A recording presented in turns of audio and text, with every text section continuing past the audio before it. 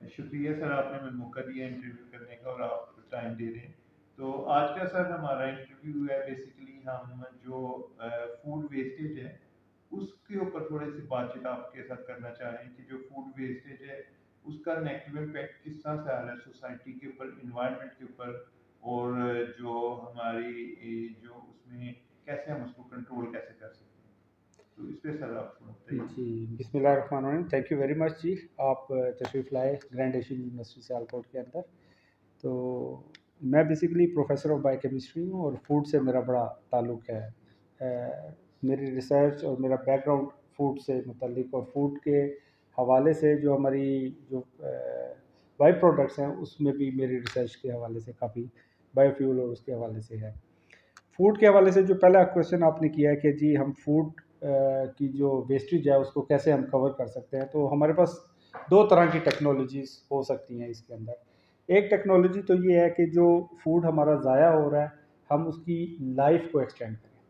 For example हमारे पास कोई ऐसी पेरिशेबल आइटम्स हैं जो हमारी रोज़मर्रा में हमारे जो फूड हैबिट्स हैं, चीज़ें हैं, उसमें एक चीज़ होती है जो फूड लाइफ होती है।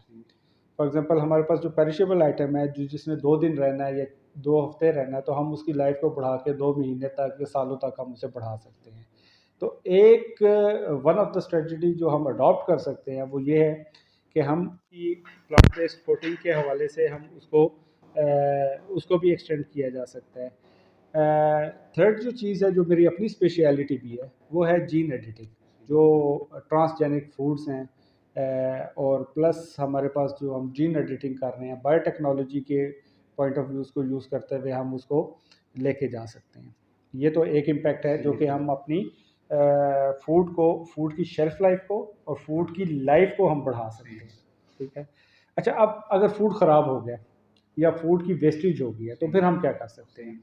हम ये कर सकते हैं कि हम एक फूड को ये दूसरी टेक्नोलॉजी है कि हम उसको ट्रांसफॉर्म कर दें, फूड वेस्ट को ट्रांसफॉर्म ही कर दें। फॉर एग्जांपल अगर वो पेरिशेबल है या कोई फूड वेस्ट की तरफ जा रहा है तो हम उसकी बाई प्रोडक्ट्स बना दें। ठीक है ना? हम उसकी वैल्यू एडिशन कर दें कि जी हमारे पास फूड के अंदर हम उसे वैल्यू एडिशन करके हम उसे लेके चले जाएँ वहाँ पर। ठीक है? तो ये हमारे पास जो टेक्नोलॉजीज़ हैं, ये बेसिकली हम इन 2 के ऊपर अडॉप्ट कर सकते हैं। थर्ड जो चीज़ है हमारे पास जो एग्री वेस्ट है, वो एक बहुत बड़ा हमारे पास एग्री वेस्ट है। For example once I visited the Austria, तो ऑस्ट्रिया अपनी जो वियना के अंदर जो एनर्जी प्रोडक्शन है, वो सारी वेस्ट प्रोडक्ट से कर रहा था और वो फूड वेस्ट प्रोडक्ट से अपनी एनर्जी प्रोड्यूस कर रहा था। अच्छा, फिर हमारे पास 2-3 तरह की, जैसे अभी हमारे जो सबसे बड़ा मसला है वो हमारा एनर्जी का मसला है। उस एनर्जी के मसले के ऊपर हम क्या कर सकते हैं कि जी हम अपने फूड को कन्वर्ट कर दें into biofuel. This is again another strategy. तो हम अपनी बायोफ्यूल में अब उसमें भी 2-3 डिफरेंट किस्म की टेक्नोलॉजीज़ है। फर्स्ट जनरेशन आ रही है, सेकंड जनरेशन आ रही है, थर्ड जनरेशन है। फर्स्ट जनरेशन में हम क्या करते हैं, जो कि अभी हमारे जैसे डेवलपिंग कंट्रीज़ में एडवाइजेबल नहीं है, वो हम डायरेक्ट कार्बोहाइड्रेट्स को कन्वर्ट करवा रहे होते हैं बायोफ्यूल के अंदर। लेकिन क्योंकि हमें खुद फूड चाहिए और हम उस फूड को ह्यूमन कंजप्शन से हटा के अगर हम एनर्जी कंजप्शन में लगा दें तो वो एक हमारे लिए एक अलग चैलेंजेस प्रोड्यूस करेंगे। जो सेकंड जनरेशन बायोफ्यूल प्रोडक्शन है वो हमारे लिए सूटेबल है। उसमें हम क्या करते हैं कि जो हमारा फूड का वेस्ट है उसे हम कन्वर्ट करते हैं शुगर के अंदर और शुगर को फिर हम ट्रांसफॉर्म करवा देते हैं बायोफ्यूल के अंदर। So this is another option है। तीसरी चीज़ जो है कि हम जो बाई प्रोडक्ट उसकी या वैल्यू एडिशन करते हैं, हमारे यहाँ प्रॉब्लम ये है कि हम वैल्यू एडिशन की तरफ नहीं जाते। हम फूड को वेस्ट कर देते हैं, हम उससे उसका प्रोडक्ट नहीं बनाते। प्रोडक्ट बना के मार्केट करके हम ना सिर्फ अपने पाकिस्तान में कंट्री के अंदर उसे कंज्यूम करें, हमारे पास बहुत बड़ी मार्केट है। उस मार्केट से हम क्या करेंगे कि वहाँ पर हमारा फॉरेन एक्सचेंज बचेगा, हम बाहर से नहीं मंगवाएंगे, हम अपनी ही पाई प्रोडक्ट प्रोड्यूस करेंगे। प्लस अगर हमारे पास एक्सेसिव हो जाता है, टेक्नोलॉजीज़ डेवलप्ड हो जाती है, तो हम बाहर भिजवा के उससे फॉरेन एक्सचेंज हम बहुत ज़्यादा कमा सकते हैं। तो एक तो आपका क्वेश्चन इसके हवाले से था। दूसरा एनवायरनमेंट के हवाले से अगर आप बात करना चाहें तो ऑफ कोर्स जो हमारी वेस्टेज है, इन्वायरमेंटल पोल्यूशन है, आप अब इमेजिन कर लें कि इस टाइम जो अभी रिसेंट क्राइसिस हमारे मुल्क के अंदर आए भी हैं, हम जो कार्बन कंजप्शन है उसका हमारा पार्ट लेस देन 1% है पाकिस्तान के अंदर।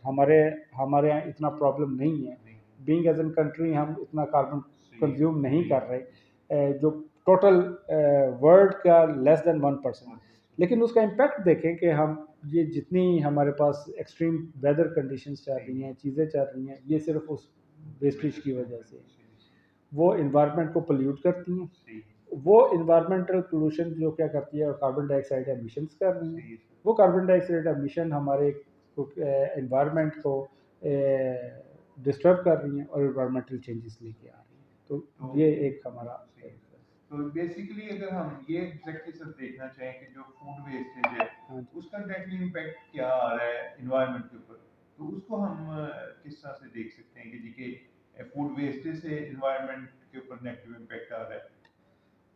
सर मेजरली तो आप ये देख लें कि सिंपली जो हमारा वेस्ट जो हम कर रहे हैं, फॉर एग्जांपल हमारे पास जैसे लैंड के अंदर डायरेक्ट इन्वायरमेंटल इम्पैक्ट तो नहीं, इनडायरेक्ट इन्वायरमेंटल इम्पैक्ट तो उसका बहुत ज़्यादा है, इनडायरेक्ट आता है। इनडायरेक्ट इन्वायरमेंटल प्रोडक्ट जो हम कंजप्शंस करवा रहे हैं, जो हमारा फूड वेस्ट हो रहा है, वो जो कन्वर्ट हो रहा है ऐसे बाई प्रोडक्ट्स के अंदर जो कि इन्वायरमेंट के लिए और ऐसी गैसेस के अंदर आ रहा है, ये जी वो उसको जी ऐसी गैसेस, मैंने carbon dioxide emission one of the आपको उसकी मैंने बताई एग्जांपल बताई है।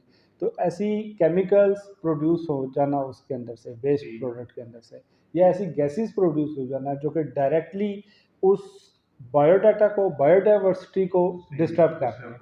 तो वो डिस्टर्ब करने से इन्वायरमेंट चेंज हो रहा है उसकी, ये आपका क्वेश्चन है। अच्छा सर, मैं ये जानना चाह रहा था कि जैसे आपकी फूड की एक्सपर्टीज है, तो कोई इकोनॉमिक पॉइंट ऑफ व्यू से भी फूड वेस्टेज का नेगेटिव इम्पैक्ट आ रहा है कि हमारे रिसोर्सेज वेस्ट हो रहे हैं, सर आप कम हो रही हैं? जी बिल्कुल, ये तो 100% है इकोनॉमिक। तो आप ये देख लें, मैं एक रिपोर्ट पढ़ रहा था कभी पहले कि जो इवन डेवलप्ड कंट्रीज़ हैं उनमें भी मोर देन 10% फूड वेस्टेज हो रही है।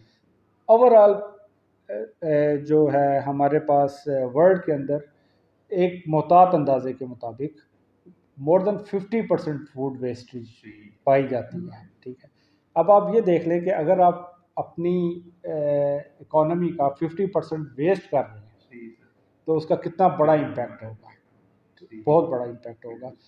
आप जो खुराक आपने या जो फूड आपने ह्यूमन की कंजप्शन के लिए रखना था, उससे इनसिक्योरिटी देखें। आपकी एक प्रोडक्शन है, फॉर एग्जांपल हमारे यहाँ वीट की प्रोडक्शन है, हमारे यहाँ राइस की प्रोडक्शन है, जो प्रोडक्शन हो रही है, तो एंड ऑफ द ईयर हम क्या कर रहे होते हैं, हम इंपोर्ट करवा रहे होते हैं, तो हमारा इंपोर्ट बिल बहुत ज़्यादा बढ़ जाता है, हमारा फॉरेन एक्सचेंज ज़ाया हो जाता है, सारी चीज़ें। अगर हम उसको वेस्ट ना करें तो जितनी प्रोडक्शन हमारे पास इस टाइम है पाकिस्तान के अंदर, वही काफ़ी है फॉर द ह्यूमन कंजप्शन के लिए। अगर हम वेस्टेज की तरफ ना जाएं, तो आप वेस्टेज की तरफ नहीं जाएंगे, एक तो आपको फूड मिलेगा थ्रू आउट द ईयर, दूसरा आपका इंपोर्ट बिल कम होगा, इकोनॉमी आपकी बेहतर हो जाएगी, लोग खुशहाल होंगे और क्योस नहीं प्रोड्यूस होगा जी इसके अंदर से। तो सर अगर हम देखें सोशल पॉइंट ऑफ व्यू से देखें, तो फूड वेस्टेज का सोशल एस्पेक्ट क्या है, क्या नेगेटिव इम्पैक्ट आ रहा है सोशल वैल्यूज के ऊपर या सोसाइटी के ऊपर, या सोशल जो हमारा सेटअप है उसके ऊपर क्या नेगेटिव इम्पैक्ट आ रहा है? सर सोशल के हवाले से अभी जैसे पिछली कोई अगर मैं उसको थोड़ा सा करूं, एक तो सोशल ये है कि अगर आपको खुराक नहीं मिलेगी, फूड नहीं मिलेगा, आप फूड वेस्ट कर देते हैं। ठीक है, अब डिफरेंसेस क्या है, अब अगर आप देख लें तो एक हाई क्लास जो अगर जो इकोनॉमिकली स्टेबल क्लास है और जो इकोनॉमिकली नॉन स्टेबल क्लास है, तो जब इकोनॉमिकली नॉन स्टेबल क्लास है, जब वो देखती है कि वो फूड वेस्ट हो रहा है, तो लोअर क्लास जिसके पास फूड अवेलेबल नहीं है, एक तो सोशली इम्पैक्ट तो बहुत बड़ा पड़ रहा है उसके ऊपर कि जी डिफरेंसेस ज़्यादा प्रोड्यूस होना शुरू हो जाते हैं।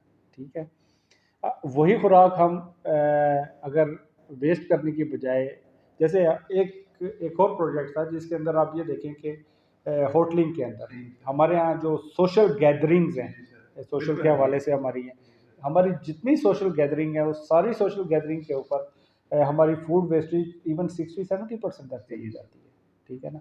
अगर हम वहाँ पर उसी को ज़ाया करने की बजाय अगर हम उन्हें पैक करके गरीबों के अंदर या जी उन लोगों तक पहुँचाएँ जिनके यहाँ फूड की प्रॉब्लम है, तो वो बहुत ज़्यादा सोशल इम्पैक्ट करेगा। अदरवाइज़ तो नेगेटिव इम्पैक्ट में तो आप ये देखें कि जब तक आपको फूड नहीं मिलेगी, फॉर जी एग्ज़ाम्पल एक फूड नहीं, बिल्कुल मैंने जी कियोस्क की बात की आपकी, अगर आपको फूड नहीं मिलती, हमारे यहाँ होता क्या है कि फूड इनसिक्योरिटी, प्याज महंगा हो गया अभी, फॉर एग्ज़ाम्पल बिल्कुल टमाटर महंगे हो गए, तो आप क्या करेंगे, रेदर देन गोइंग फॉर आपने 1 दिन के लिए 2 दिन की हांडी के लिए लेना है, जी तो you will go for buy 5 KG और 10 केजी, वो तो और ज़्यादा फूड इनसिक्योरिटी प्रोड्यूस करेगा। तो आप वेस्टेज की आप सिंपल ये देख लें कि वेस्टेज का सोशल इम्पैक्ट कितने दूर तक और लॉन्ग लास्टिंग जाता है, ठीक है ना। और जो हमारी सोच है उसके साथ वो कंट्राडिक्ट भी करना शुरू तो सर ये जो फूड वेस्टेज है इसको एजुकेशन में हमारा जो एजुकेशन सिस्टम है उसमें कहीं पे हमने एड्रेस किया हुआ है या कोई कंटेंट ऐसा डेवलप किया हुआ है कि जो आने वाले बच्चों को ये बताए स्टूडेंट्स को ये बताए कि फूड वेस्टेज से ये प्रॉब्लम्स हो रही हैं सर अनफॉर्चुनेटली नहीं, नहीं नहीं है हमारे हमारे एकेडमिक सिस्टम के अंदर इस टाइम ये एट लार्ज शायद इंडिविजुअली किसी ख़ास सब्जेक्ट के अंदर तो ये प्रोड्यूस ये दे दी जाती हो। फॉर एग्जांपल अगर कोई फूड या न्यूट्रिशन के अंदर काम कर रहा है, वहाँ पे आपको ये एड्रेस तो मिलेगा, लेकिन वो कितने परसेंट है मुल्क का, ठीक है। तो एट लास्ट तो ये अवेलेबल नहीं है, और इस बात की बड़ी सख्त ज़रूरत है कि हमारे यहाँ कंपेन चलनी चाहिए, नेशनल लेवल के ऊपर कंपेन चलनी चाहिए जो कि फूड की वेस्टेज को रिड्यूस करें, ठीक है ना। और वो हमारे मुल्क के लिए बेहतर होगा। हमारी सोशल देखें ना, हमारी रिलीजन भी यही कहता है, हमारी सोशल नॉर्म्स भी यही कहती हैं, और हमारा जो इस टाइम इकोनॉमिक बर्डन है जितना हमारे पास, उसकी भी डिमांड यही है कि हम फूड को कम कम से कम वेस्ट करें। तो आप अपनी यूनिवर्सिटी में सर कोई ऐसा जो इनिशिएटिव लेने का प्लान रखते हैं कि जिसमें आप लोगों को एजुकेट करें जी फूड वेस्ट डेफिनेटली, जी डेफिनेटली हमारे यहाँ अभी हम प्लान कर रहे हैं, हमारे यहाँ डिफरेंट फोरम्स के ऊपर, क्योंकि इट्स अ न्यू यूनिवर्सिटी, और हमारी लास्ट जो एकेडमिक काउंसिल की मीटिंग्स भी हुई हैं और जो हमारी सीनियर स्टाफ मीटिंग्स भी हुई है, वहाँ पे हमने इस चीज़ को डिसाइड किया है कि जी हम अवेयरनेस सेमिनार्स के अलावा जो रिसर्च है उसके ऊपर फंडिंग हम कर रहे हैं, फूड इनसिक्योरिटी के हवाले से भी और फूड वेस्टेज के हवाले से भी, दोनों हवालों से हम बात कर रहे हैं। प्रोडक्शन की कॉस्ट के ऊपर भी हम बात कर रहे हैं, क्योंकि ये एग्रीकल्चर लैंड है हमारे पास, तो जिस रीजन के ऊपर हम मौजूद है वहाँ पे एग्रीकल्चर लैंड बहुत है, लाइफ स्टॉक बहुत है, तो हम फूड में फॉर एग्जांपल अगर आप लाइफ स्टॉक की तरफ जाएं तो वो भी एक फूड का सोर्स है, ठीक है। हम अगर प्लांट बेस्ड करें तो agriculture is the food based, तो हमारी इस यूनिवर्सिटी की टॉप प्रायोरिटी के अंदर लाइफ स्टॉक और फूड है, ठीक है। तो ये ऑलरेडी हमारे गोल सेट हो चुके हैं। और इसको तो सर आप जो यूथ है उसको कोई मैसेज देना चाहेंगे फूड वेस्टेज को रोकने के हवाले से या उसके इम्पैक्ट के हवाले से? जी ज़रूर, मैं जितनी भी हमारी यूथ है, देखिए हम फूड प्रोडक्शन करना बहुत बहुत बहुत मुश्किल काम है, ठीक है ना। एक फूड फॉर एग्जांपल आप कोई भी क्रॉप ले रहे हैं तो it will take 6 to 7 month to आप प्रोडक्शन ले रहे होते हैं, फिर उसकी प्रोसेसिंग हो रही होती है, जबकि ज़ाया आप 1 मिनट के अंदर कर देते हैं, ठीक है। तो मेरी यूथ से गुजारिश तो यही है और रिक्वेस्ट भी यही है कि जी फूड को वेस्ट कम से कम करें, अपने लिए भी कम करें और दूसरों के लिए भी, ठीक है ना। उससे हमें सोशली भी बेनिफिट हासिल होंगे, इकोनॉमिक बेनिफिट भी हासिल होंगे और हेल्थ वाइज बेनिफिट भी हासिल होंगे, तो जो हमारी हेल्थ है वो भी उससे बहुत बेहतर हो जाएगी, ठीक है ना। और प्रिवेंटिव मेजर रेदर देन कि हमारी डिजीज़ बर्डन बढ़े, हम प्रिवेंटिव करके तो डिजीज़ बर्डन को भी कम कर सकते हैं। थैंक यू सर, आपने थैंक यू टाइम दिया। जी, आपका बहुत बहुत शुक्रिया जी।